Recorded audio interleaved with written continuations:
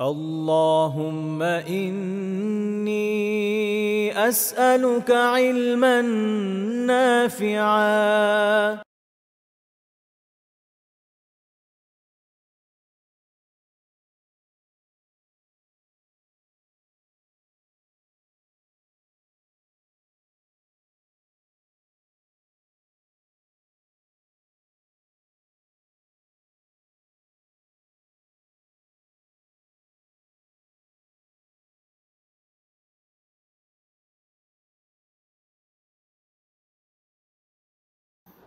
إن الحمد لله نحمده ونستعينه ونصلي على رسوله الكريم وعلى آله وصحبه أجمعين أما بعد।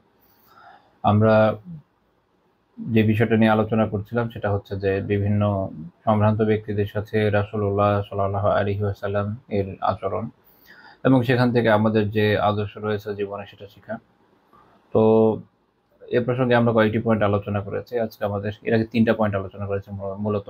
আজকে আমাদের চতুর্থ পয়েন্ট, সেটা হলো তিনি বিভিন্ন দেশের সম্রাট এবং রাজা যারা ছিলেন তাদেরকে বা সম্রাটের অধীনস্থ ওই সময় এক ধরনের রাজা থাকতো, করদ রাজা আমরা বাংলায় বলি, যে মূলত এরা পরিপূর্ণরূপে স্বাধীন না। তো এরা দেখা গেছে যে বড় কোনো রাজা বাদশাহ যারা হতো বা কি বলে এটাকে সম্রাট, এদের অধীনে বিভিন্ন অঞ্চলে অনেকটা স্বাধীন ভূস্বামীর মতো বা স্বাধীন রাজার মতোই জীবনযাপন করতো, তবে থাকতো বড় কোনো সম্রাটের অধীনে। তো এই ধরনের যারা রাজারা অ্যাকচুয়াল গভর্নর না। গভর্নর হচ্ছে একটা অঞ্চল শাসন করার জন্য রাজা বা সম্রাট তার অধীনে একজন প্রশাসক নিয়োগ করে। আবার ওই সময় অনেক জায়গা হতো এরকম যে এই এলাকাগুলোতে মূলত সরাসরি মূল সম্রাট বা মূল রাজার নিযুক্ত প্রতিনিধি থাকতো না। দেখা যেত যে ওখানকার আগের কোনো রাজবংশ তারা শাসকের এই সম্রাটের বৎসতা স্বীকার করে নেওয়ার কারণে তাদেরকে ওই পদে রেখে দেওয়া হয়েছে এবং সে হয়তো বছর শেষে একটা ট্যাক্স দেয়। তো এই ধরনের একটা রিলেশন অনেক ক্ষেত্রে তৈরি হতো, যেটা আমরা দেখি হচ্ছে বর্তমান সময়ে জর্ডানের এখানে এই অঞ্চলে কয়েকজন রাজা ওমানে ইয়ামানে যারা রাসূলুল্লাহ সাল্লাল্লাহু আলাইহি ওয়াসাল্লামকে পরবর্তী পর্যায়ে কেউ ইসলাম গ্রহণ করে আবার কেউ ইসলাম গ্রহণ ছাড়াই, ইসলাম গ্রহণ করে তো জাকাত দেওয়া শুরু করে, আর যারা ইসলাম গ্রহণ করেনি তারা জিজিয়া দিচ্ছিল। তো এইভাবে আল্লাহ রাসূল সাল্লাল্লাহু আলাইহি ওয়াসাল্লামের বর্ষতা তারা স্বীকার করে নেয়, আগে অন্য কোনো রাজার বর্ষতা স্বীকার করতো। তো এটা হচ্ছে এক ক্যাটাগরি। আর একটা ক্যাটাগরি হচ্ছে যে সরাসরি গভর্নর, মূল রাজা বা সম্রাটে নিযুক্ত। আর আরেকটা তো আমরা বুঝলামই, স্বাধীন রাজা হয়। আর কারণ অনেক বড় রাজত্ব থাকে তখন তারা সাধারণত সম্রাট, শাহেনশাহ এরকম বিভিন্ন উপাধি বিভিন্ন যুগে গ্রহণ করেছে। যেমন আমাদের এখানে এরা কি বলতো যে এই মানে পুরো জগতের শাসক হয়ে যেত, আলমপনা হয়ে যেত। যাই হোক, তো এই যেমন আমাদের এই অঞ্চলে ব্রিটিশরা যখন এসে দখল করে, আপনারা যদি ম্যাপ দেখেন ম্যাক্সিমাম এরিয়া কিন্তু অ্যাকচুয়ালি সরাসরি ব্রিটিশ ম্যান্ডেট, ব্রিটিশ টেরিটরি ছিল না। একটা বিশাল অঞ্চল ছিল যেখানে দেখবেন অনেক দেশীয় রাজারা রাজন্য তারা তাদের নিজেদের মধ্যে শাসন করতে শুধু ব্রিটিশ সরকারকে একটা বাৎসরিক একটা কর প্রদান করতো আর কি। তো এইটা যুগ যুগ ধরে সবসময় চলে, কারণ সবসময় একটা রাষ্ট্র সব অঞ্চল দখল করতে পারে না, কোনো না কোনো ভাবে তাদের থেকে বেনিফিট নিতে হয়। আধুনিক সময়ে এটার অন্যরকম কিছু রূপ দেখা যায়। আচ্ছা, তো রাসূলুল্লাহ সাল্লাল্লাহু আলাইহি ওয়াসাল্লাম সে সময় এরকম যারা একদম বিশাল বড় সম্রাট, যারা যেমন ধরেন রোমান সম্রাট, পারস্যের সম্রাট, এদের কাছে ইসলামের দাওয়াত পৌঁছে দিয়েছেন। আবার এদের অধীনস্থ সরাসরি প্রশাসক, যেমন ইয়েমেনের একটা অঞ্চলের প্রশাসক ছিল, এটা করদ রাজা না, প্রশাসক, পারস্যের রাজার পক্ষ থেকে, পারস্যের বাদশার পক্ষ থেকে তার কাছে যেমন দাওয়া পাঠিয়েছেন। আবার এ হলো ২টা ক্যাটাগরি। থার্ড ক্যাটাগরি হচ্ছে যে করদ রাজা, যারা মূল সম্রাটের সরাসরি প্রশাসক নয়, নিযুক্ত প্রশাসক নয়, বরং ওখানকারই রাজা হয়তো বংশ পরম্পরায় মূল সম্রাট যারা তাদের সাথে কোনো একটা সম্পর্ক আছে, যেটার কারণে কোনো একটা চুক্তি আছে, যেটার কারণে হয়তো বছর শেষে একটা অ্যামাউন্ট তাদেরকে বিভিন্ন ট্রিবিউট প্রদান করতো। তো এই ৩ ক্যাটাগরি সব আমরা দেখি যে রাসূলুল্লাহ সাল্লাল্লাহু আলাইহি ওয়াসাল্লাম সবার কাছে ইসলামের দাওয়াত দিয়েছেন। এখানে না এটা বোঝার একটা কারণ আছে, মনে রাখেন। আল্লাহ, একটা বিষয় ভালো করে বুঝতে হবে, সেটা হলো আমাদের এখনকার সময়ে আমরা ফুললি এরকম রাষ্ট্রীয় ব্যবস্থা তো ভাবে দেখি না, বাট বর্তমান ওয়ার্ল্ড অর্ডারে একটু ডিফারেন্টলি হলেও ওই একই জিনিস কিছুটা কার্যকর আছে। এখনকার সময় বড় বড় আপনি যদি কায়সারা কিসরা খুঁজেন, যেমন এক পাশে তো হচ্ছে মার্কিন যুক্তরাষ্ট্র, আগে একসময় ইউএসএসআর ছিল, সোভিয়েত রাশিয়া। রাশিয়া আসলে এখন ওই পর্যায়ের প্রভাবশালী দেশ তো আসলে না, তবে চীন মোটামুটি তার আশেপাশে একটা ভালো প্রভাব রাখে কিছু কিছু এরিয়াতে। আবার ধরেন যদি চীন রাশিয়ার একটা আলাদা বলয় কখনো হয়, সেটা হয়তো কিছুটা হয়ে উঠবে। তো এই সব বড় বড় শক্তি যারা, এখন এদের অনেকের এরকম একটা চিন্তা হয় যে এদেরকে খেপিয়ে দিয়ে আমরা যদি কোনো জায়গায় ইসলামকে কায়েম করে, এটা কি ঠিক হবে কিনা, এরকম একটা চিন্তা আসে। তো মজার বিষয় হচ্ছে কি, ওদের ঠিক হওয়া না হতে আমাদের কি যায় আসে? আমাদের তো এটা আমাদের একটা দিন, আমাদের দিনের একটা অংশ, সিয়াসা, রাষ্ট্র ব্যবস্থা, ওভারঅল রাষ্ট্রবিজ্ঞান বিষয়টা, এইটা তো আমরা একদম ছেড়ে দিব না। আমরা কি দিনের কিছু অংশ রাখবো, কিছু অংশ বাদ দিব? মোটেও না। আর ইসলাম আমাদের কাছে ওইভাবে আসে নাই, বা এইভাবে এরকম কোনো কি বলবো দাওয়াও করে না যে ইসলাম গ্রহণ করার পর খালি শান্তি আর শান্তি, যেটা অনেকে অনুবাদ করেছে ইসলাম মানে হলো শান্তি। ইসলাম মানে হচ্ছে আত্মসমর্পণ। ইসলাম মানে আত্মসমর্পণ। আপনি যখন অনুবাদের এই ভিন্নতা ঘটাবেন, তখনই দেখবেন দুনিয়া উলটপালট হয়ে গেছে। একবার মনে হয় ইসলাম মানে শান্তি, মানে যে জায়গায় অশান্তি হয় আপনার কাছে মনে হচ্ছে অশান্তি, তাহলে ওটা ছেড়ে দাও, ওদিকে আর যাওয়ারই দরকার নাই। কিন্তু যদি এটা ইস্যু হয়, তাহলে খোদ রাসূলুল্লাহ সাল্লাল্লাহু আলাইহি ওয়াসাল্লামের পুরো জীবন, তার যে সিরাত, এটাই আপনার কাছে অকার্যকর হয়ে যাবে। তখন মনে হবে যে এটা আসলে প্রায়োগিকতা কোথায়। আর উনি তো দেখা যাচ্ছে যে কুফফাররা বলছে যে তুমি খালি মেনে নাও যে আমাদের এগুলো দেবতাগুলোও ঠিক আছে, অথবা অন্তত এতটুকু মানো যে কিছুদিন এর ইবাদত করবা, কিছুদিন শুধু আল্লাহর ইবাদত করবে, ইত্যাদি ইত্যাদি বিভিন্ন ধরনের অফার তারা নিয়ে এসেছে। আল্লাহ রাসূল সাল্লাল্লাহু আলাইহি ওয়াসাল্লাম এগুলোকে অ্যাকসেপ্ট করেন না একটাকেও। এমনকি শুধু তাকে সেভ করার জন্য যারা নিজেরা মুসলিম না, বনু হাশিম বনু মুত্তালিব, তারা দীর্ঘ সময় একটা জায়গার মধ্যে কারাবরণ করেছে বলা যায়, উন্মুক্ত আকাশের নিচে অবশ্য। তো তখন মানে অনেকে যেরকম বলে যে এইরকম আমরা যে বর্তমান সময় অনেক সময় দেখি কোনো জায়গায় মুসলিমরা যখন তাদের অধিকারের জন্য দিনের জন্য আওয়াজ তোলে, তারা স্বাভাবিক, আপনি যদি দিনের জন্য কথা বলবেন, এটা কনসিকুয়েন্স তো হবে, কুফাররা আপনার উপর হামলা করবে, তাওয়াগিত আপনার উপর হামলা করবে। তো তখন অনেকে এরকম কথা শোনা যায় যে তারা যদি এটা না করতো, তো আল্লাহ রাসূল সাল্লাল্লাহু আলাইহি ওয়াসাল্লাম তো এটা না যদি করতেন, তাহলে এই মুসিবত হতোই না, এই হিসাবে চিন্তা করলে। কিন্তু ইসলাম আমাদেরকে এটা শেখায় না। ইসলাম হচ্ছে আত্মসমর্পণের ধর্ম। ইসলাম কি? আত্মসমর্পণের ধর্ম। অর্থাৎ যখন আপনি ইসলাম কবুল করলেন, মানে হচ্ছে ইসলামের বিধিবিধানের প্রতি আত্মসমর্পণ করলেন, এটার মাধ্যমে আপনি শান্তি পাবেন। এক হচ্ছে আত্মিক শান্তি, এটাই দুনিয়ায় পাবেন। আপনার উপর দিয়ে যত ঝড়ঝাপটাই থাকুক না কেন, আপনি আত্মিকভাবে শান্তি পাবেন। আর একটা হচ্ছে পরকালীন শান্তি, যেটা চিরস্থায়ী শান্তি, যেটা প্রকৃত শান্তি, ওইটা ইনশাআল্লাহ আপনি পাবেন। এর বিপরীতে দুনিয়াবী শান্তি, যেটা দুনিয়াবী শান্তি তো ইহুদি খ্রিস্টানরা পায়, বরং অনেক ক্ষেত্রে আপনাদের থেকে বেশিই পায়। তো সেই হিসাবে শান্তি করতে গেলে তো ওই সংজ্ঞায় দেখা যাবে যে ইসলাম মানে শান্তি, যদি খ্রিস্টানরা বেশি শান্তিতে আছে, তাহলে ওরা মুসলিম। হ্যাঁ, এভাবে এইভাবে তো আসলে হবে না। তো ইসলাম মানে আত্মসমর্পণ, এবং আমাদের কাজ হচ্ছে ইসলামের কাছে আত্মসমর্পণ করা। ইসলাম আমাদের যে বিধান দেয়, সেই বিধান পালন করতে গিয়ে যদি কষ্ট হয়, তার উপরে আমাদের অটল এবং অবিচল থাকতে হবে, এটা হলো কথা। যেটা রাসূলুল্লাহ সাল্লাল্লাহু আলাইহি ওয়াসাল্লাম নিজে করেছেন এবং সাহাবীরা করেছেন। আল্লাহ রাসূল সাল্লাল্লাহু আলাইহি ওয়াসাল্লামের সিরাত, তার জীবন এবং সাহাবীদের জীবনী অনেকের জন্য নিছক গালগপ্পের মতো পর্যায়ে পৌঁছে গিয়েছে, আলিয়াহুযুবিল্লাহ। এগুলো কোনো প্রায়োগিকতা তাদের জীবনে নাই। অনেকে হচ্ছে শুধু, আবার কেউ কারো কারো ক্ষেত্রে এরকম হয় যে হয়তো মাশাআল্লাহ খুব ভালো মতো বয়ান টয়ান করা যায়, কিন্তু এগুলোর প্র্যাকটিস যখন করতে হবে তখন আর করা যায় না, তখন ইমপ্র্যাকটিক্যাল লাগে। তো এই সমস্যা, এগুলো তো আমাদের জন্য আদর্শ, এর উপর আমাদের থাকতে হবে। এখন সেই প্রসঙ্গে আবার আসি যে তাহলে এইসব কথা বলে লাভ নাই, বরং আমাদের কাজ হচ্ছে যে দিনের বিধান কি? দিনের বিধান হচ্ছে দিনকে প্রচার করতে হবে, চেষ্টা করতে হবে যেন দিনকে কায়েম করে দেওয়া যায়, রাষ্ট্রীয়ভাবে, সামাজিকভাবে, পারিবারিক ব্যক্তি জীবন তো আছেই, ওটা তো সবসময় থাকবে। ওটা আপনি কাফের এমন কোনো দেশে যদি থাকেন যেটা দারুল হার্ব, সেরকম দেশের মধ্যেও আপনার নিজের উপর দিন পালনের বিধানটা সবসময় থাকবে। আর গ্র্যাজুয়ালি যেখানে সম্ভব রাষ্ট্রীয় পর্যায়ে ইসলামকে নিয়ে আসতে হবে, এটা আমাদের একটা সেক্রেট ডিউটি, এটা করতে হবে। এখন আমাদের দুর্বলতা থাকবে, দুর্বলতার জন্য অনেক কিছু আমরা তো করতে পারি না, বা অনেক ক্ষেত্রে সিচুয়েশন এমন থাকে আমাদের পক্ষে সম্ভব হয় না, আমরা এরকম হার্শ একটা কন্ডিশনের ভিতর দিয়ে যাই, অনেক কিছু থাকে, ঠিক আছে, বাস্তবতা আলাদা বিষয়। কিন্তু এটার মানে এই না যে মূল বিধানকে অস্বীকার করা হবে বা বলা হবে যে না এই জিনিসটা নাই, এটা তো হতে পারে না। আচ্ছা, এই হলো একটা বিষয়। তো অনেকে যেটা করেন, যেরকম মনে হয় যে আমেরিকা তো রেগে যাবে, হামলা করে দেবে, এই করবে ওই করবে। তো এই চিন্তা করলে রাসূলুল্লাহ সাল্লাল্লাহু আলাইহি ওয়াসাল্লামের সিরাত কিভাবে পড়েন, মানে জাস্ট রিডিং পড়ে চলে যান, ভাবলেও তো অনেক কিছু বের হয়ে আসে। রাসূলুল্লাহ সাল্লাল্লাহু আলাইহি ওয়াসাল্লাম যখন এরকম বিভিন্ন অঞ্চলের যারা প্রশাসক তাদের কাছে দিনের দাওয়াত পাঠাচ্ছেন, তখন তো এই রিস্ক ছিলই যে তারা যদি ইসলাম কবুল করে তাহলে স্বাভাবিকভাবে তাদের হয়তো প্রসিকিউট করা হবে, তাই না? তাদেরকে ধরা হবে, অত্যন্ত কষ্ট দিয়ে হত্যা করা হবে। এটাই তো করতো ওই সময়কার রাজা বাদশারা, এখনো করে। তো এই চিন্তা করে তো আল্লাহ রাসূল সাল্লাল্লাহু আলাইহি ওয়াসাল্লাম কি করেন নাই? দাওয়া বন্ধ করেন নাই।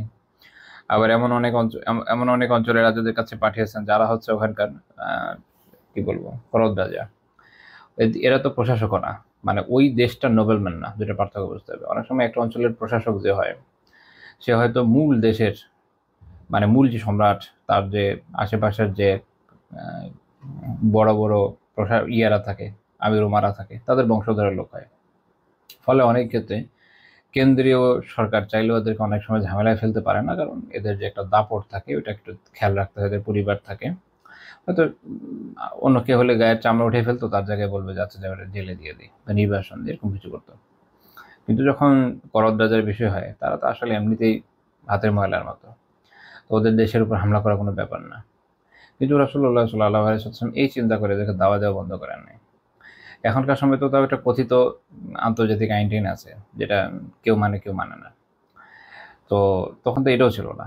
তো স্বাভাবিক, আপনি যখন এরকম কোনো রাজাকে দাওয়া দিবেন, সে যখন ইসলামের দিকে আসবে, তার থেকে বড় কোনো রাজা যদি থাকে, তার যার সে অধীনস্থ, সে তো তার দেশের ১২টা বাজিয়ে দিবে, এই রিস্ক থাকবে। কিন্তু রাসূলুল্লাহ সাল্লাল্লাহু আলাইহি ওয়াসাল্লাম এই চিন্তা করে দাওয়া বন্ধ করেন নাই, বরং তিনি দাওয়া করেছেন, এটা হলো মূল কথা। এবং ওই চিন্তা যদি করতো কেউ, তাহলে তো ধরেন নাজাশী, উনি ইসলাম কবুল করার সাহস করতেন না। তো এই দেশে আমি ছাড়া কেউই মুসলিম নেই, মানে এত মুসলিমের সংখ্যা এতই কম ছিল যে ওনার জানাজা হয় নাই, তাই না? রাসূলুল্লাহ সাল্লাল্লাহু আলাইহি ওয়াসাল্লাম মদিনাতে গায়েবী জানাজা পড়েছেন। এর কারণ হচ্ছে যে যে কয়জন সাহাবী ওখানে ছিলেন, ওনারা সবাই খাইবার বিজয়ের সময় হিজরত করে চলে আসছিলেন, এরপর আর কেউ বাকি ছিলেন না। তো কাজে তার জানাজা কে পাবে? তো স্বাভাবিক যে ওনার আশেপাশে এমন কেউ নেই যাকে দিয়ে উনি ওই অঞ্চলের দিন কায়েম করতে পারেন, স্থানীয় লোকজন ইসলাম কবুল করে না। ইথিওপিয়ানরা এখন পর্যন্ত, যদি ইথিওপিয়া ধরি, ইথিওপিয়ানরা এখন পর্যন্ত ইসলামের প্রতি খুব বেশি ইয়ে না, ফ্রেন্ডলি না, হস্টাইল। তো এদের সাথে সবসময় একটা ঝামেলা আছে। তো এরকম একটা ক্রিটিক্যাল দেশ, তো উনি কিন্তু ইসলাম কবুল করে বসেছিলেন, রাজত্ব চলে যেতে পারতো। এখন এটা তো তাকদীর, আল্লাহ তাআলা বাঁচিয়ে দিয়েছেন, রাজত্ব যায় নাই। কিন্তু আশেপাশে কেউ গ্রহণও করে নাই। দাওয়া কিন্তু বন্ধ হয়নি। রাসূলুল্লাহ সাল্লাল্লাহু আলাইহি ওয়াসাল্লাম কি করেছেন? দাওয়া করেছেন। এইজন্য আমাদের কাজ হচ্ছে দাওয়ার উসুলের উপর থাকা, দাওয়া চালিয়ে যাওয়া। ইসলামের যে মৌলিক বিধিবিধান যেভাবে আমাদের কাছে এসেছে, যেভাবে পৌঁছে দেওয়ার কথা পৌঁছে দেওয়া। কনসিকুয়েন্স নিয়ে এত বেশি মাথা ঘামানোর দরকার নেই। আপনি যদি কনসিকুয়েন্স নিয়ে মাথা ঘামান, দুনিয়ার কোনো কাজই আপনি করতে পারবেন না, তাই না? আপনার মনে হলো যে এখন তো চারপাশে অনেক ভাইরাল ইনফেকশন চলছে, তো মসজিদে যদি নামাজে যাই, কারো গায়ে থেকে চলে আসতে পারে, আসলে তো আমি অসুস্থ হয়ে যেতে পারি, অসুস্থ হয়ে গেলে আমি মরেও যেতে পারি, মরে গেলে আমার বাচ্চা কাচ্চার কী হবে, ১৪ গোষ্ঠীর কী হবে? তো এইভাবে চিন্তা করলে না মসজিদে যাবেন, না বাজারে যাবেন, না বাইরে বের হবেন, না ঘরের মধ্যে আটকে বসে থাকবেন। এবং ঘরেও কাউকে আসতে দিবেন না। কাজের লোক থাকলে বলবেন যে আসার দরকার নেই। এটা হচ্ছে আমাদেরকে কি বানিয়েছে জানেন? বাংলা একটা কবিতা আছে, নন্দলাল। আমরা এখন সবাই নন্দলাল। আল্লাহ শুধরায় দেন আমাদের অবস্থা। তো রাসূলুল্লাহ সাল্লাল্লাহু আলাইহি ওয়াসাল্লামের জীবন থেকে আমরা এই জিনিসটা একটু শিখলাম। কি শিখলাম? যে আমরা আমাদের দাওয়াত ইনশাআল্লাহ চালিয়ে যাবো, আমাদের পক্ষে যতটুকু সম্ভব। অবশ্যই বাস্তবতাকে আমরা হিসাবে রাখবো, কিন্তু বাস্তবতাকে হিসাবে রাখতে গিয়ে শরীরের বিধানকে ইনকার করবো না, অস্বীকার করবো না। এই দুটোর পার্থক্য বোঝা জরুরি, এর মাঝখানে থাকা জরুরি, বাড়াবাড়ি এবং ছাড়াছাড়ির মাঝখানে। তো কেন বাচ্চাদের কাছে বিশেষভাবে দেওয়া? শুধু গরিবদের কাছে সীমাবদ্ধ নয়, বরং বাচ্চাদের কাছেও কেন? কারণ বাদশারা সাধারণত ইসলাম গ্রহণ করলে এটার ব্যাপক ইম্প্যাক্ট পড়ে। কিছু ব্যতিক্রম আছে, যেমন নাজাশীর বিষয়টা আমরা জানি, কিন্তু সাধারণ নিয়ম হচ্ছে এটা, যেটা আরবিতে একটা কথা আছে প্রবাদের মতো, আন্নাসু আলা দীনি মুলুকিহিম। মানুষ হচ্ছে তাদের বাদশাদের, তাদের রাজাদের দিনের উপর থাকে। মানুষ তাদের রাজাদের দিনের উপর থাকে। রাজারা যে দিন গ্রহণ করে, মানুষকে তারা সেটাই গ্রহণ করায়। যেমন এখনকার সময়েও যেসব অঞ্চলগুলোতে ধরেন যে মুসলিম মেজরিটি কান্ট্রি, ওইসব জায়গাগুলোতে, আরবের বিভিন্ন অঞ্চলে দেখবেন যে বাদশাদের যেদিকে ঝোঁক, জনগণের ওই দিকেই ঝোঁক, তাই না? যেমন আমরা অনলাইনে দেখি, টুইটারে দেখা যায় যে ধরেন না আরব আমিরাত, এদের ইসরায়েলের সাথে খুব ভালো রিলেশন এবং অনেক কিছু করছে আমরা জানি। তাদের জনগণের এরকম, যত আমিরাতে আপনি টুইটারে পাবেন সব কম বেশি এরকম। তো ওইটা দেখলে ওই যে আমাদের এই কথাটা মনে পড়ে, নাস ওয়ালা দিনই মুলুকিহিম, মানুষ হচ্ছে তাদের বাদশাহদের যে দিন তার উপর থাকে। তো ইসলামও যদি বলেন যে, তো ইসলাম থেকে যেমন কোনো অঞ্চলের রাজা হলো সুফি, তো বাকিরা ওইটা অনুসরণ করবে। তাদের আকিদা যেদিকে থাকে দেখা যায় জনগণ ওই দিকে যায়। রাজা কখনো জোর করে বা কখনো রাজকীয় আনুকূল্য পাওয়ার জন্য করে, জনগণ মানে হয়ে যায়। তো এই জন্য রাজার কাছে সঠিক দিনের দাওয়া খুব জরুরি। আমরা এরকম কিছু উদাহরণ ইতিহাসে অনেক উদাহরণ পাই, কিছু অনেক উদাহরণ আছে যেখানে বাচ্চা কোনো একটা দিন গ্রহণ করেছে, সবাই তাই গ্রহণ করেছে। যেমন ধরেন কথায় কথা আজকের ইংল্যান্ড যে অঞ্চলটা, ইংল্যান্ডে অ্যাংলো স্যাক্সনদের কয়েকটা আলাদা আলাদা এরিয়ার কয়েকটা আলাদা আলাদা রাজা একসময় ছিল। ধরেন 597 খ্রিস্টাব্দের দিকে কিং ইথেলবার্ট অফ কেন্টের একজন রাজা ছিলেন ইথেলবার্ট, অ্যাংলো স্যাক্সন রাজা। তিনি প্রথম খ্রিস্টান হয়ে গেছেন সেন্ট অগাস্টিন অফ ক্যান্টারবেরি হাতে। তাকে পোপ গ্রেগরি ফার্স্ট সে পাঠিয়েছিল। তো সে ভদ্রলোক খ্রিস্টান হওয়ার পরে কি হয়েছে, তার যে কেন্টের যত জনগণ আছে সবাই খ্রিস্টান হয়ে গেছে। একরকম আরেকজন ছিল আপনার নর্থাম্বিয়ার কিং এডউইন সেও অ্যাংলো স্যাক্সন রাজা ছিল, এবং সে যখন সেও এক পর্যায়ে মিশনারিদের মাধ্যমে খ্রিস্টান যখন হলো, তার হাতে ছিল ইয়র্ক এখনকার সময়। তো স্বাভাবিকভাবে ওখানকার নোবেলম্যান, সাধারণ লোকজন যারা সবাই খ্রিস্টান হয়ে গেল।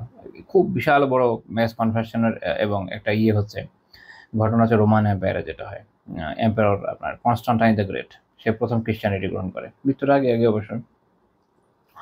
তো সে গ্রহণ করার পরে যেটা করে, সে খ্রিস্টানিটিকে এতদিন নিষিদ্ধ ছিল, নিষিদ্ধতা উঠিয়ে দেয়, বৈধতা দেয়। গ্র্যাজুয়ালি এটা অনেক অনেক বড় প্রভাব রেখেছে খ্রিস্টানিটির উপরে। তো এই জন্য দেখা যায় যে বাচ্চাদের কাছে দিনের দাওয়াটা খুব জরুরি। রাসূলুল্লাহ সাল্লাল্লাহু আলাইহি ওয়াসাল্লাম এই জন্য দেখবেন যে অনেকজন শাসকের কাছে ইসলামের দাওয়া পাঠিয়েছেন। এমন না যে শুধু সাধারণ ধরনের মানুষ, শুধু আরবের মধ্যে সীমাবদ্ধ রেখেছেন তা না, সব জায়গায় পাঠিয়েছেন। আমরা সিরাত ইবনে হিশামে দেখি, ইবনে হিশাম রাহিমাহুল্লাহ তাআলা বলেছেন যে রাসূলুল্লাহ সাল্লাল্লাহু আলাইহি ওয়াসাল্লাম তার সাহাবীদের মধ্য থেকে বিভিন্ন বার্তাবাহকদেরকে প্রেরণ করেছেন বিভিন্ন জায়গায়। ওয়া কাতাবা মাআহুম কুতুবা ইলাল মুলুকি ইয়াদউহুম ফিহা ইলাল ইসলাম, এবং তাদের মাধ্যমে চিঠি পাঠিয়েছেন বিভিন্ন বাদশাদের কাছে, তাদেরকে ইসলামের দিকে আহ্বান করেছেন। এবং উনি একটা বড় বর্ণনা দিয়েছেন, আমরা জাস্ট একটু জানি। যেমন দেহিয়া বিন খালিফা আল কালবি রাদিয়াল্লাহু তাআলা আনহুকে পাঠানো হয়েছিল কায়সারের কাছে। কায়সার মানে রোমান যে সম্রাট, তাকে এরা বলতো, আরবিতে বলতো কায়সার। তো কায়সারের কাছে পাঠিয়েছিল। ওই সময় কায়সার ছিলেন হেরাক্লিয়াস। আবদুল্লাহ বিন হুযাফা আস-সাহামী রাদিয়াল্লাহু তাআলা আনহু, তাকে পাঠিয়েছিলেন কিসরার কাছে। কিসরা হচ্ছে মালিকি ফারিস, পারস্যিকদের যে সম্রাট। আর পারস্য মানে কিন্তু আজকের ইরান না, এটা একটা বিষয় বোঝেন। ওই সময় পারস্যিক সাম্রাজ্য অনেক বড় ছিল। আধুনিক ইরাক থেকে নিয়ে, আবার এইদিকে দক্ষিণ ইয়েমেনের এদের হাতে ছিল। ইরাক থেকে নিয়ে মধ্য এশিয়া, ধরেন উত্তর একদম আর্মেনিয়া সীমান্ত পর্যন্ত, আর পূর্ব দিকে আজকের আপনার পাকিস্তানেরও কিছু অঞ্চলের ভিতরে ছিল। এত সুবিশাল সাম্রাজ্য, এই পুরোটা হচ্ছে ফারিস।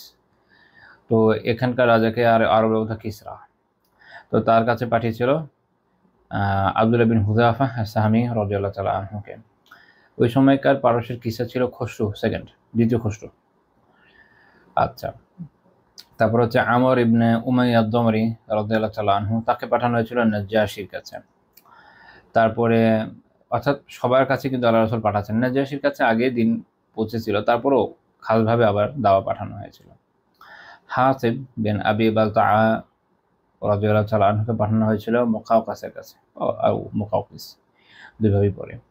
আচ্ছা, এই মুকাওকিসকে যে এটা একটু বোঝা দরকার।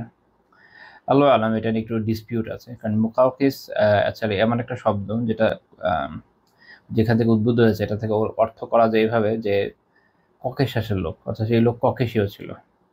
তো এটা তার নাম না, তার নামটা কি, এটা নিয়ে বিভিন্ন মতলব আছে।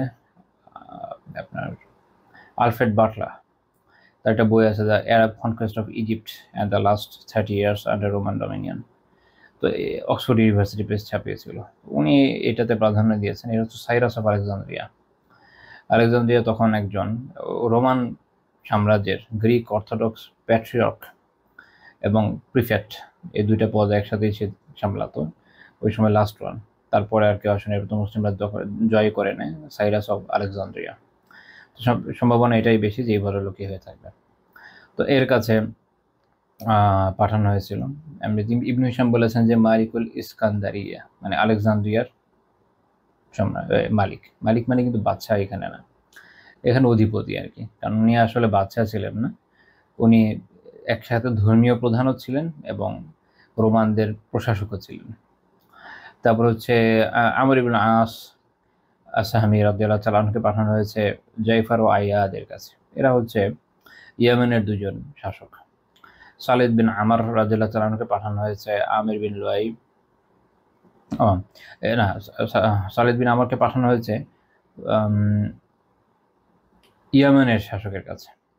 তারপর হচ্ছে আপনার আলা বিন আল হাজরামি রাদিয়াল্লাহু তাআলা আনহুকে পাঠানো হয়েছে আল মুনজির বিন সাওয়া আল আবদির কাছে। এ হচ্ছে বাহরাইন অঞ্চলের শাসক। বাহরাইন মানে আজকের বাহরাইন না, আজকের বাহরাইন না, ওই সময়কার বাহরাইন দিয়ে বোঝানো হতো মূলত যেই অঞ্চলটাকে, সেটা আজকে নাজিদের কাছাকাছি একটা এরিয়া বোঝানো যেতে পারে। তারপর সুজা বিন ওয়াহাব আল আসাদি রাদিয়াল্লাহু তাআলা ওনাকে পাঠানো হয়েছে হারিস বিন আবি শিমর আল গাসসানির কাছে। এ হচ্ছে শামের একটা অঞ্চলের এক সাইডের গাসসানি শাসক ছিল। আরেকজন তাকে আরেকটা বর্ণনা আছে সুজা বিন ওয়াহাব, তাকে পাঠানো হয়েছিল হচ্ছে আপনার জাবালা বিন আইহাম আল গাসসানির কাছে। এই জাবালা এক সময় ইসলাম কবুলও করে, পরে আলিয়াযু বিল্লাহ মুরতাদ হয়ে যায়, ইসলামের সামনে তার ভালো লাগছিল না। আচ্ছা, তো এরকম আমরা বেশ কিছু বর্ণনা ওভারঅল পাই। আচ্ছা, এই বর্ণনাগুলো থেকে আমরা বুঝলাম যে রাসূলুল্লাহ সাল্লাল্লাহু আলাইহি ওয়াসাল্লাম একই সাথে তাদের প্রধান সম্রাটদের, যারা বড় সম্রাট যারা, তাদের কাছে যেমন পাঠিয়েছেন, অধীনস্থ রাজাদের কাছে পাঠিয়েছেন, ছোট ছোট করদাতাদের কাছে পাঠিয়েছেন আর কি, তারপর হচ্ছে প্রশাসকদের কাছে পাঠিয়েছেন, সবার কাছে পাঠিয়েছেন, যেটা জরুরি। এবং এই বিষয়ে এরকম না যে শুধুমাত্র রাজন্য বরকত, কারণ আমরা মুকাওকিসের বিষয়ে যেটা জানি, সে একই সাথে Roman orthodox eastern Roman orthodox চার্চের পেট্রিয়ার্কও ছিল, প্রধান যাজক ছিল ওখানকার। তো খুব স্বাভাবিক যে তার কাছে পাঠানো কিন্তু একটা গুরুত্বপূর্ণ বিষয়। আচ্ছা, এখানে একটা গুরুত্বপূর্ণ বিষয় এটাও যে এই ভদ্রলোক আসলে যতদূর বোঝা যায় যে নিজে কপটিক ছিল না। মিশর যদিও কপটিক প্রধান, এ কপটিক না, আর এটা হওয়ার কথাও না, কারণ রোমানরা যেহেতু অঞ্চল দখল করে আছে, তারা তো আসলে কপটিজমের পক্ষের লোক না, তাদের রিলিজন একটু ডিফারেন্ট, ইস্টার্ন রোমান অর্থোডক্স যারা। তো যাই হোক, তো এদের তাদের উপর এদের শাসক ছিল, কোনো ঐতিহাসিক বলেছে তাদের উপর কিছু অত্যাচারও করেছে কপটিক দ্বীপ, আল্লাহ আলামের জন্য। তো এখন এই যে ধর্মীয় নেতা আল্লাহ রাসূল সাল্লাল্লাহু আলাইহি ওয়াসাল্লাম কিন্তু এদের কাছে পাঠাচ্ছেন, মানে যারা যারা নেতৃত্বের মধ্যে ছিল সবার কাছে তিনি দিনে দাওয়া পাঠিয়েছেন। আচ্ছা, দাওয়া পাঠিয়েছেন কিভাবে? আমরা সহিহ বুখারীর 2941 নম্বর হাদিস যদি দেখি, যেমন হেরাক্লিয়াসের কাছে যে চিঠি পাঠানো হচ্ছে, চিঠিটা দেখেন, চিঠির ভাষা। তিনি বলছেন যে বিসমিল্লাহির রহমানির রহিম, শুরু করছেন কি দিয়ে? বিসমিল্লাহির রহমানির রহিম দিয়ে। তো শুরু হচ্ছে কোনো দানাই বানায় না, একদম সরাসরি বিসমিল্লাহ দিয়ে। আমাদের অনেক সময় এই সুন্নাহর উপর আমল হয় না, এটা হওয়া জরুরি। মুহাম্মদ আবদুল্লাহ ওয়া রাসূলিহি, মুহাম্মাদের তরফ থেকে, আল্লাহর বান্দা যিনি এবং তার রাসূল, তার নিজের পরিচয় শুরুতে। ইলা হিরকাল আজিমের রোমের প্রধান, রোমের সম্রাট হেরাক্লিয়াসের প্রতি। তারপরে বলছেন যে সালামুন আলা মান ইত্তাবা আল হুদা আম্মা বাদু, যে হেদায়েত অনুসরণ করে তার প্রতি সালাম। তার মানে খ্রিস্টানের প্রতি তো সালাম করা যায় না, যিনি বলছেন যে হেদায়েতের অনুসরণ করে তার প্রতি সালাম, পরোক্ষভাবে বলা হচ্ছে। অর্থাৎ যদি অনুসরণ করো তুমি সালাম পাবা, না হলে পাবা না, শান্তি পাবা না।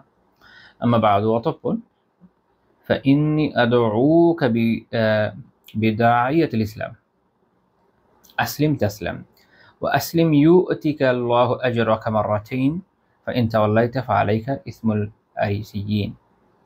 তিনি বললেন, এরপরে লিখলেন যে আমি তোমাকে ইসলামের দাওয়ার দিকে আহ্বান করছি, আত্মসমর্পণ করো, আসলিম মানে ইসলাম কবুল করো, তবে আত্মসমর্পণ করো, তো শান্তি পাবা।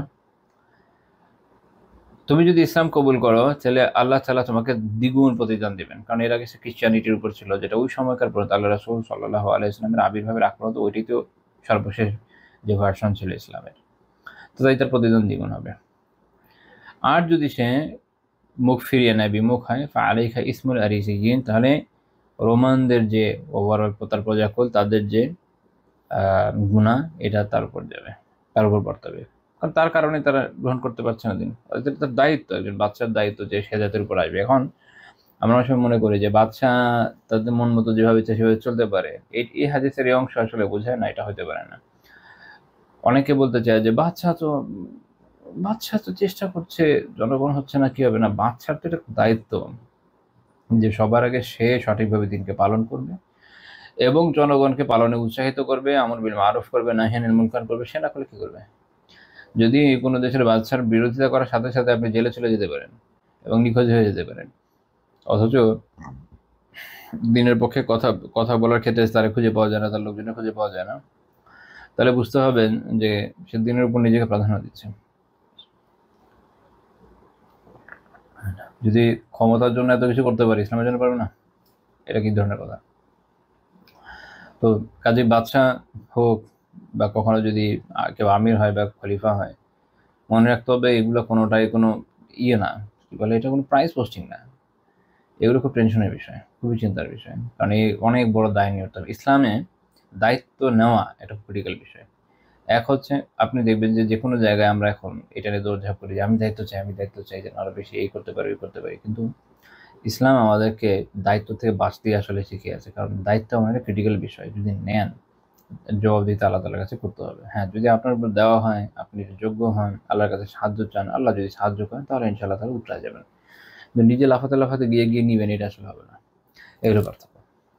আচ্ছা, তারপর তিনি কোরআনের একটা আয়াত উদ্ধৃত করেছেন, যেটা সূরা আলে ইমরানের ৬৪ নম্বর আয়াত। আল্লাহ তাআলা বলেছেন, ইয়া আহলাল কিতাব, হে কিতাবীরা, তাআলাউ ইলা কালিমাতিন সাওয়াইন বাইনানা ওয়া বাইনাকুম আলা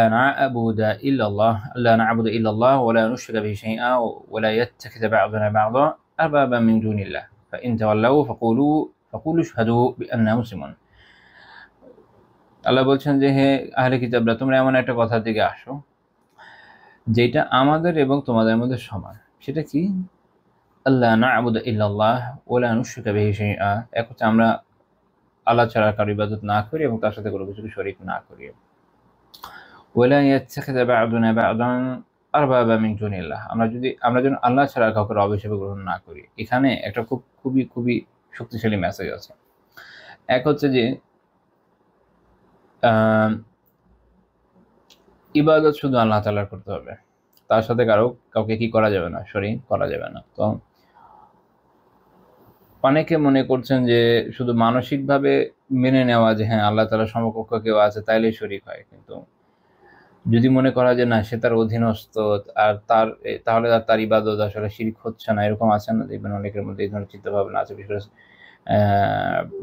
যারা কবর পূজার মধ্যে লিপ্ত হয়ে যায়। তো খ্রিস্টানদের ক্ষেত্রে দেখেন যে তারা কিন্তু the father and the sun, এই দুইটার ক্ষেত্রে ফাদারকে অবশ্যই আপার হ্যান্ড রাখে, কিন্তু কি করছে? তার ইবাদত করছে। তো ইবাদত করার মাধ্যমে সমপর্যায়ে আসলে উঠিয়ে আনা হয়, মানসিকভাবে যাই মনে করা হোক না কেন। এছাড়া ওইটাই শিরক। সবসময় সমপর্যায়ে রেখে শিরক করা লাগে এরকম না। তো ইবাদতের শিরক, অর্থাৎ ইবাদত যেটা শুধু আল্লাহ তাআলার প্রাপ্য ছিল সেটা যখন অন্য কাউকে দেওয়া হচ্ছে শিরক হয়ে যাচ্ছে। সেটা সমপর্যায়ে ভাবা জরুরি নয়। এই জন্য শুরুতেই আল্লাহ তাআলা কি বলছেন? আল্লাহ না'বুদা ইল্লাল্লাহ, প্রথমে শুরু করছেন ইবাদত দিয়ে, যে আমরা আল্লাহ ছাড়া কারো ইবাদত করব না। ওয়া লা নুশরিকা বিহি শাইআ, এবং আমরা তার সাথে কোনো কিছু শরীক করব না, কোনো কিছুকে শরীক করব না। আরেকটা হতে পারে যেটা আল্লাহ তাআলা অন্য জায়গায় উল্লেখ করেছেন, সেটা হচ্ছে যে ইহুদিরা তাদের পণ্ডিতদেরকে, সংসার বিরাগী ব্যক্তিদেরকে রবের আসনে বসিয়ে নিয়েছে, তাদের দেওয়া হালালকে হালাল, হারামকে হারাম মনে করছে। অর্থাৎ এর মানে কি? এর মানে কি যে তাদের যে ধর্মগ্রন্থ সেখান থেকে বের করে হালাল হারাম আলাদা করে দিচ্ছে, ওইটা না। দেখা যাচ্ছে যে ধর্মগ্রন্থে আছে এই জিনিসটা হালাল, কিন্তু তারা বলছে এটা হারাম। ধর্মগ্রন্থে আছে এটা হারাম, তারা বলছে না হালাল। যেমন ধরেন তাদের ধর্মগ্রন্থ অনুযায়ী ধরেন খাতনা করা, এটা ইহুদিরা এখনো প্র্যাকটিস করে, এটা তাদের ধর্মগ্রন্থের মধ্যেই ছিল। সেন্ট পল এসে বললো যে না, আমাদের মধ্যে এটা নাই, অথচ এরকম কোনো রেওয়ায়ত তার কাছে কিন্তু নাই, ধর্মগ্রন্থ থেকে সে আনে নাই। সে বলেছে বাকিরা মেনে নিয়েছে, এটা হচ্ছে তাদেরকে রব বলে মনে করা, ধর্মগ্রন্থের বিপরীত করে। আবার যেমন ধরেন শুয়োর খাওয়া বা এরকম বিভিন্ন বিষয় আছে যেগুলো তাদের ধর্মগ্রন্থ অনুযায়ী তো বৈধ হওয়ার কথা না, তো তারা এটাকে বৈধ করে নিয়েছে। তো কাজে এরপর থার্ড যে পয়েন্ট আসে সেটা হচ্ছে এই তাদের যে মনুষ্য কি বলে মনুষ্য রব যারা, এদেরকে নাকচ করে। এই জন্য আল্লাহ বলছেন বলা ইয়াত্তাখিযা বা'দুনা বা'দা আরবাবা মিন দুনিল্লাহ, আমরা যেন আল্লাহ ছাড়া কেউ কাউকে রব হিসেবে গ্রহণ না করি। তো এই হচ্ছে একদম পুরো পারফেক্ট মেসেজ এই আয়াতের। তা ইনশাআল্লাহ যদি এরপরও তারা বিমুখ হয়, ফাকুলু শাহাদু বিআন্না মুসলিমুন, তাহলে তোমরা সাক্ষী থাকো যে আমরা মুসলিম, আমরা আত্মসমর্পণকারী আল্লাহ তাআলার বিধানের প্রতি, এটা আমরা মেনে নিয়েছি, তোমরা মানো না মানো। তো এখানে একটা শিক্ষার বিষয় কিন্তু আছে, খেয়াল করেন। আল্লাহ তাআলা যখন আহলে কিতাবদের কথা বলছেন, কি বলছেন? তাআলাউ ইলা কালিমাতিন সাওয়াইন বাইনানা ওয়া বাইনাকুম, এমন একটা কথার দিকে আসো যেটা তোমরা আমরা একমত। অর্থাৎ যেমন খ্রিস্টানরা দেখবেন ওরা নিজেদেরকে মনোথিস্ট মনে করে, একত্ববাদী মনে করে, নিজেদের কিন্তু ওরা পলিথিস্ট দাবি করে না, বহুত্ববাদী মনে করে না, কিন্তু প্র্যাকটিক্যালি ওরা বহুত্ববাদী। কিন্তু ওরা নিজেদের একত্ববাদী মনে করে, ওরা মনে করছে কি আমরা তো আল্লাহ তাআলাকে একই মনে করি, খালি তাকে আলিয়াদুবিল্লাহ পার্ট পার্ট হিসেবে চিন্তা করেছে, মানে 3-এর 1 3-এর 1 3-এর 1 সমান সমান কত 1 আর কি। আচ্ছা, তো এই হচ্ছে তাদের ভগ্নাংশের মেয়াদ আর কি, স্রষ্টাকে ভগ্নাংশে পরিণত করে দিয়েছে। তো কিন্তু তারা মনে করছে যে আমরা তো একই মানছি। তো এখানে হলো কমন গ্রাউন্ড ডায়ালগের ক্ষেত্রে মূল কি জিনিস? কমন গ্রাউন্ডটা হলো এই যে তোমরা মানো আল্লাহ তাআলার একত্বের কথা, এটা অন্তত বলো তো, তাহলে আসো এটা নিয়ে আমরা আলোচনা করি, এটার মূল ধরে আমরা পরের পয়েন্টে যাই। তখন অটোমেটিক্যালি তাদের অন্য আর্গুমেন্ট নাকচ হয়ে যায়, প্রথমে এই একত্বটাকে এস্টাবলিশ করতে হয়। তো এখান থেকে আমরা এটাও বললাম যে অনেক ক্ষেত্রে দেখবেন যে অনেক সময় মানুষ ডিবেট করে, স্টেট দাওয়া করে, বা বিভিন্ন ক্ষেত্রে প্রতিপক্ষের উপর আক্রমণ করে, অনেক সময় গালিগালাজও করে, এগুলো দাওয়ার কোনো মূলনীতির মধ্যেও পড়ে না, এটা কোনো সঠিক কাজও না। আল্লাহ তাআলা আমাদেরকে দাওয়ার ক্ষেত্রে একটা মূলনীতি শিখিয়ে দিয়েছেন, সেটা শুধু খ্রিস্টানদের না, সবার সাথে। আপনি যখন কারোর সাথে আলোচনা করবেন, আপনার যদি একটা কমন গ্রাউন্ড না থাকে, আপনি কিসের উপর বেস করে আলোচনা করবেন, তাই না? এটা তো বোঝা দরকার। যেমন ধরেন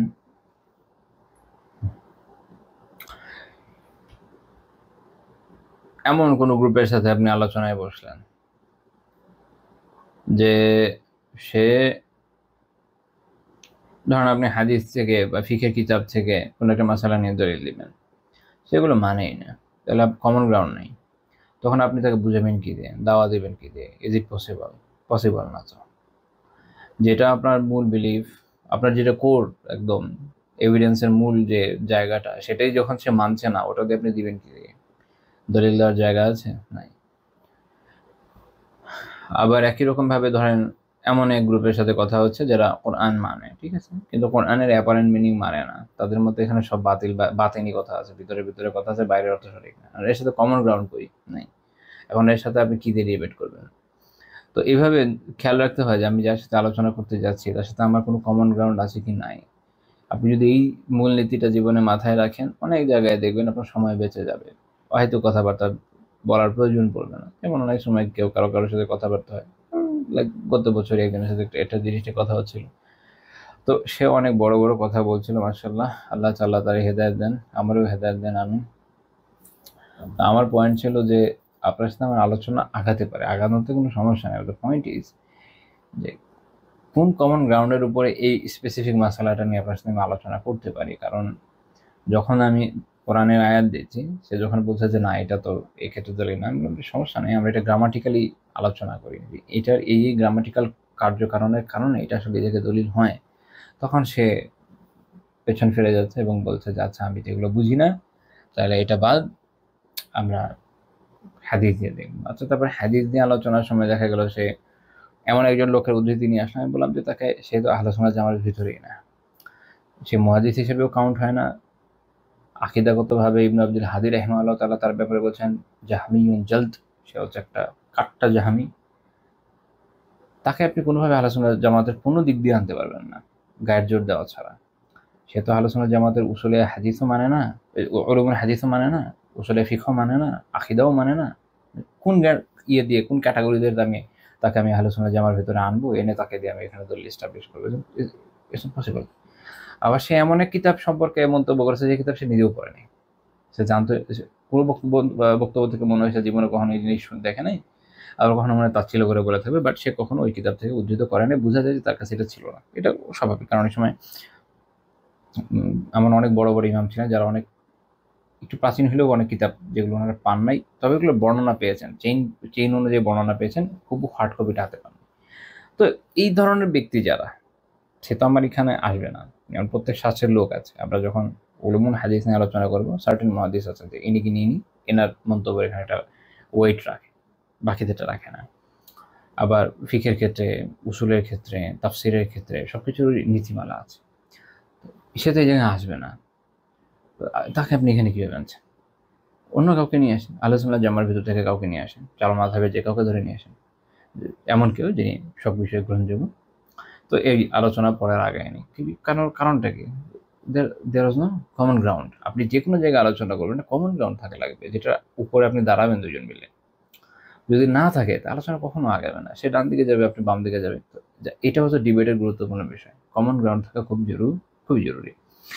তো আল্লাহ তাআলা এটা আমাদের জানালেন যে দাওয়ার ক্ষেত্রে এটা খুব জরুরি। আচ্ছা, আরেকটা বিষয় হলো যে দাওয়ার ক্ষেত্রে দেখেন যে রাসূলুল্লাহ সাল্লাল্লাহু আলাইহি ওয়াসাল্লাম হেরাক্লিয়াসের মতো পরাক্রমশালী সম্রাটের কাছে, এবং আপনি এটা মনে রাখেন, হেরাক্লিয়াস যেন তেন সম্রাট ছিল না। পারস্যিকরা খসরুর সময়ে এমন একটা হামলা শুরু করেছিল রোমানদের সাথে বহু বছরের যুদ্ধ ছিল, বাট ওই সময় যুদ্ধ এত ব্যাপক হয়েছিল যে পারস্যিকরা রোমানদের কাছ থেকে মিশর পর্যন্ত দখল নিয়ে নিয়েছিল, শাম দখল নিয়েছিল, বাইতুল মাকদিস দখল নিয়েছিল। ওরা একটা ক্রসকে বলতো ট্রু ক্রস, প্রকৃত ক্রস, যেটাতে তারা মনে করে আলী ইবনে ঈসা আলাইহিস সালামকে ক্রুসিফাই করা হয়েছে, এটা তারা বিশ্বাস করে। ওইটা এদের কাছ থেকে ছিনিয়ে নিয়ে চলে গেছিল, ওইটা নিয়ে গেছিল তাদের রাজধানী টেসিফনে।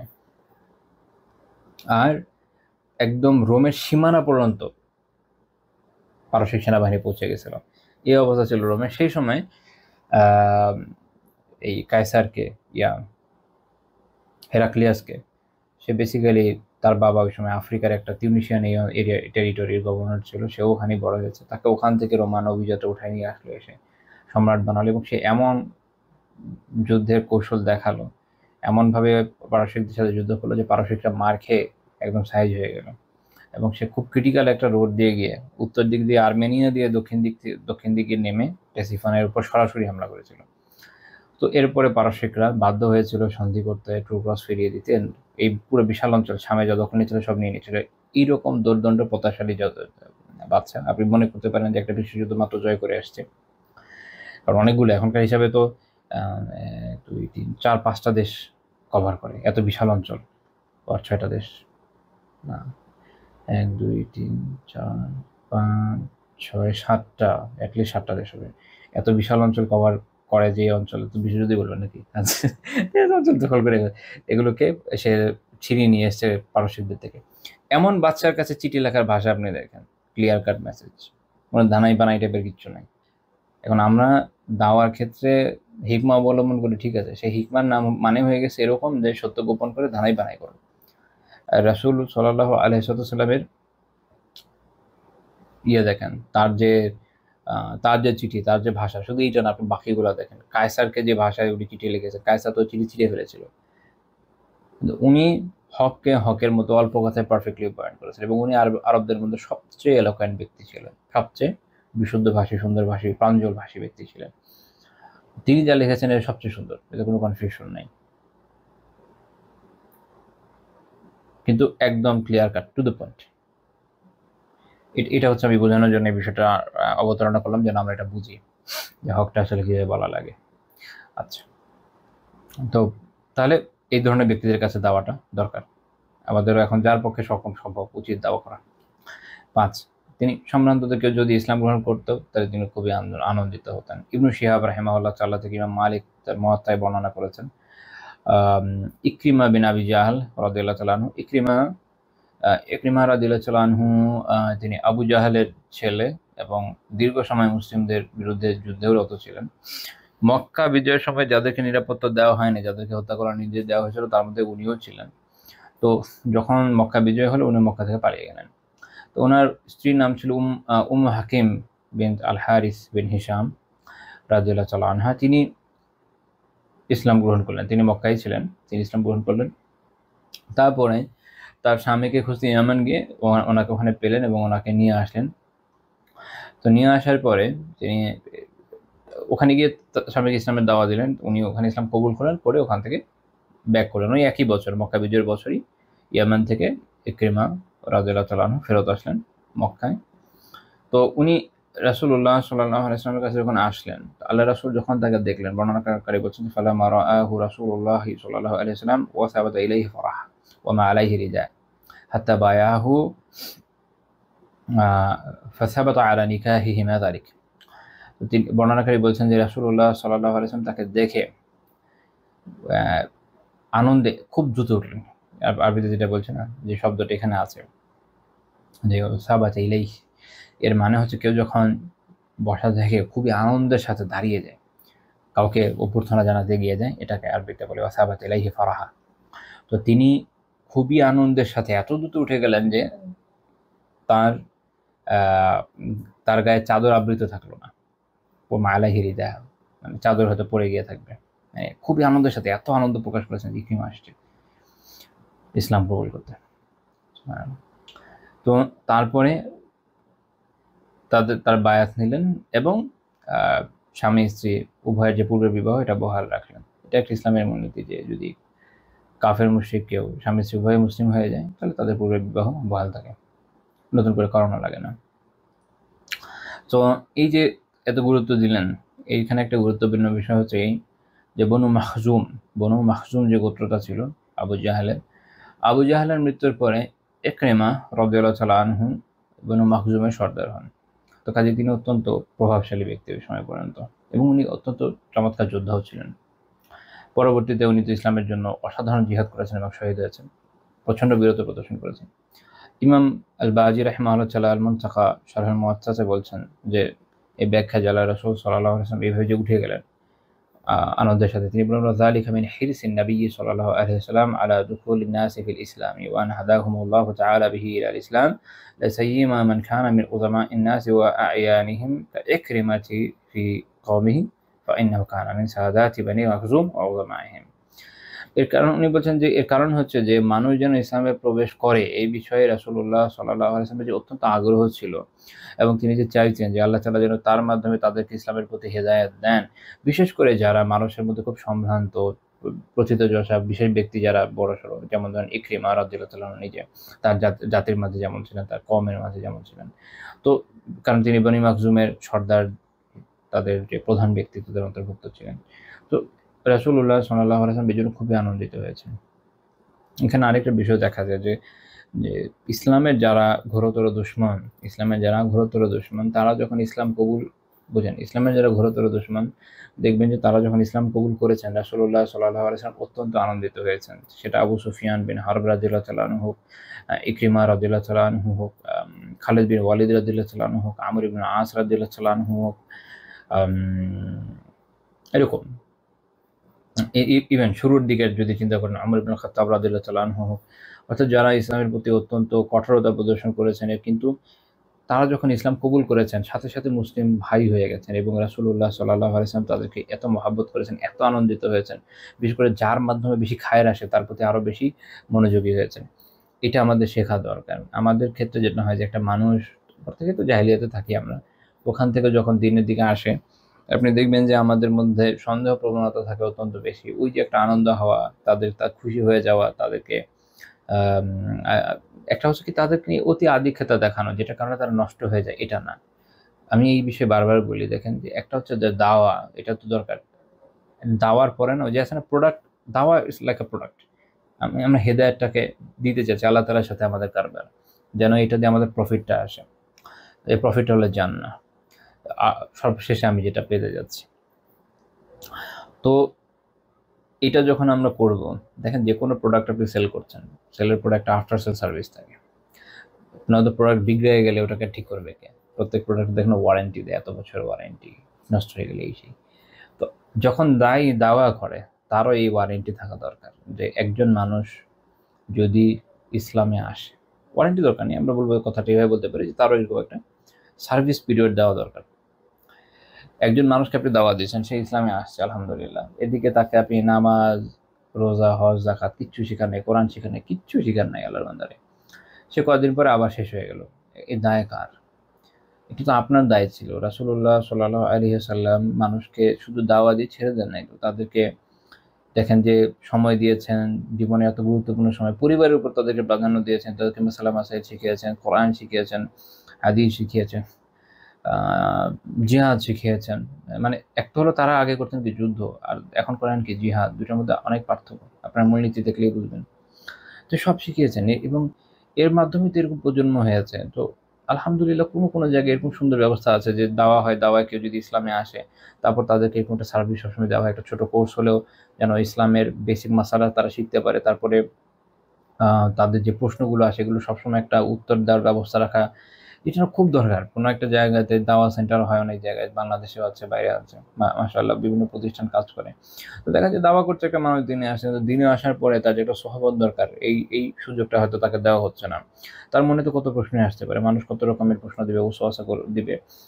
তো এগুলোর জবাবের জন্য যে সে কারো কাছে যাবে ওই সুযোগটা হয়ে ওঠে না। অথচ এটার জন্য কিছু ডেডিকেটেড লোক থাকা খুব জরুরি ছিল, যাদের দায়িত্বই থাকবে এটা, যে তারা এটা যেন সঠিকভাবে পালন করে, যাতে এই লোকগুলো আর পথ হারা হয়ে না যায়।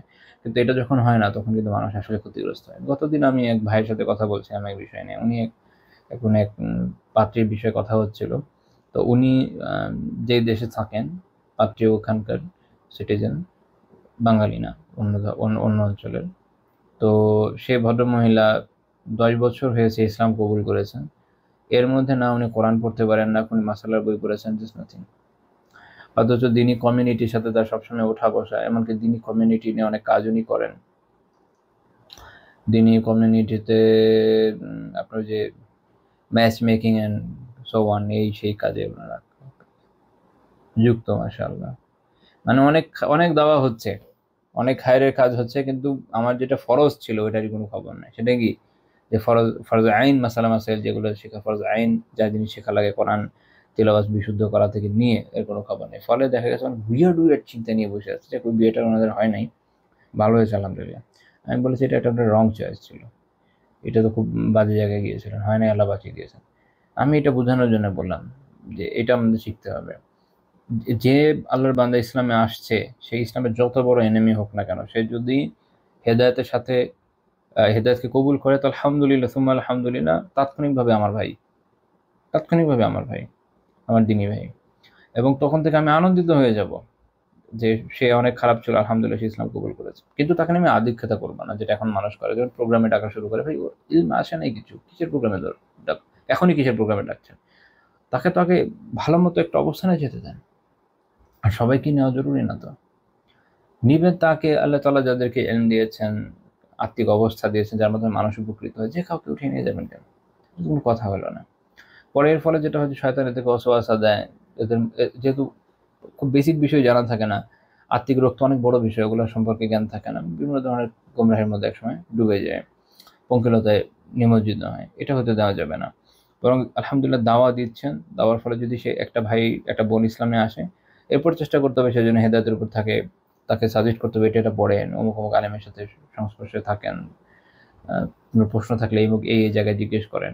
এটা এক। 2 নম্বর হচ্ছে যে যাদেরকে আল্লাহ তাআলা এই সামর্থ্য দিয়েছেন, যেরকম ফ্যাসিলিটি তারা বানাতে পারেন, আমি মনে করি তাদের এই চেষ্টাটা করা উচিত, করা উচিত। এমনিতে তো অনেক জায়গায় আছে, আমি আমার একটা আইডিয়া শেয়ার করি না, আমি আসলে এটা পার্ট হইতে চাচ্ছি না, আমি বলছিও না যে আমি এটার মধ্যে আছি, এরকম কিছু না। আমি বলছি এই জন্য যেন যাদের সামর্থ্য আছে তারাই এরকম একটা খেদমত কখনো করতে পারেন। সেটা কি জানেন? দেখবেন যে আলহামদুলিল্লাহ অফলাইনে কিছু কিছু ভালো কাজ হচ্ছে, ভেরি গুড। অনেক মানুষের এরকম দিনই বিভিন্ন বিষয়ে, দিনের বিষয় নিয়ে, অনেক বিষয় নিয়ে অনেক প্রশ্ন থাকে। আমি মনে করি যে এরকম কোনো একটা প্রতিষ্ঠান অনলাইনে হওয়া উচিত, একটা না একাধিক হওয়া উচিত, যাদের একটা ডেডিকেটেড টাইম থাকবে যে এতটা থেকে এতটার মধ্যে আমরা যে কোনো দিনই প্রশ্নের উত্তর দিব। ইনশাআল্লাহ তাআলা।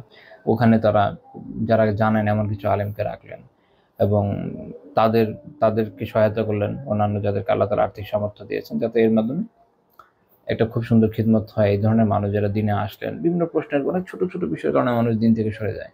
দেখা যায় যে ছোট্ট একটা বিষয়, জাস্ট নাথিং, অ্যাকচুয়ালি কিছুই না, যে জানে তার কাছে এটা কিছুই না, কিন্তু যে জানে না এটার জন্য তার কাছে এটা পাহাড়ের মতো বিষয় হয়ে গেছে। তো তার কাছে মনে হচ্ছে যে ইসলামের প্রতি তার আগ্রহ হচ্ছে না, সে আগ্রহ হারিয়ে ফেলছে। তো এই ধরনের জায়গাগুলোতে না আমাদের কাজ দরকার।